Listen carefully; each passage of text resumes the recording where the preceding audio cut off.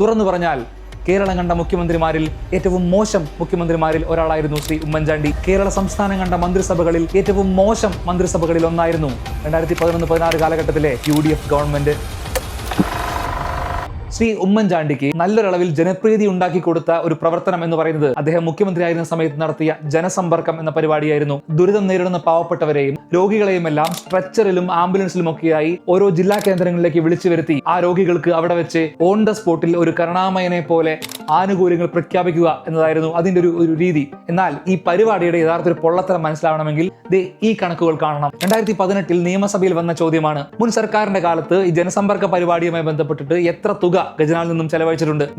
ഇതാണ് ഉത്തരം. ജില്ലാ കേന്ദ്രങ്ങളിലെ ചെലവും PRD-യുടെയും CDT-ന്റെയും IT വകുപ്പിന്റെയും ഒക്കെ ആകെ കൂടെ ചേർത്ത് ജനസമ്പർക്ക പരിപാടി നടത്താൻ വേണ്ടി മാത്രം ചിലവായ തുക 23,03,42,000 രൂപ. ഈ 23 കോടിയിലധികം രൂപ ചെലവാക്കി നടത്തിയ ഈ ജനസമ്പർക്ക പരിപാടി ആകെ മൊത്തത്തിൽ എത്ര രൂപയുടെ സഹായം ആളുകൾക്ക് കൊടുത്തു എന്നറിയണ്ടേ? ഇതാണ് ഉത്തരം. 242 കോടിയുടെ ധനസഹായമാണ് ചെയ്തത്. അതായത് 23 കോടി രൂപ ചെലവാക്കി 242 കോടിയുടെ ധനസഹായം.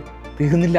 ഇതിലെ പൊള്ളത്തരം ശരിക്കും മനസ്സിലാവണമെങ്കിൽ ഇനിയുള്ളത് നിങ്ങൾ കേൾക്കണം, കാണണം. 23 കോടി രൂപ ചെലവാക്കി തന്റെ PR-ന് വേണ്ടി മാത്രം ജനങ്ങളെ ബുദ്ധിമുട്ടിച്ച് നടത്തിയ ഈ ജനസമ്പർക്കത്തിൽ അനുവദിച്ച സഹായം 242 കോടി രൂപയാണെങ്കിൽ ഉമ്മൻചാണ്ടി സർക്കാരിന് തൊട്ട് പുറകെ വന്ന LDF സർക്കാർ ചികിത്സാ സഹായം മാത്രമായി നൽകിയത് 918.95 കോടി രൂപയാണ്. CMDRF-ൽ നിന്നും ശ്രീ ഉമ്മൻചാണ്ടിയുടെ സർക്കാർ ആകെ വിനിയോഗിച്ചത് 808.78 കോടിയാണെങ്കിൽ LDF സർക്കാർ വിനിയോഗിച്ചത് 5715.92 കോടി. ഏതാണ്ട് 8 ഇരട്ടിയിലധികം തുക. ജനപ്രീതി ഉണ്ടാക്കിയെടുത്ത ജനസമ്പർക്കത്തിന്റെ കാര്യമാണ് ഞാനിപ്പോൾ പറഞ്ഞത്.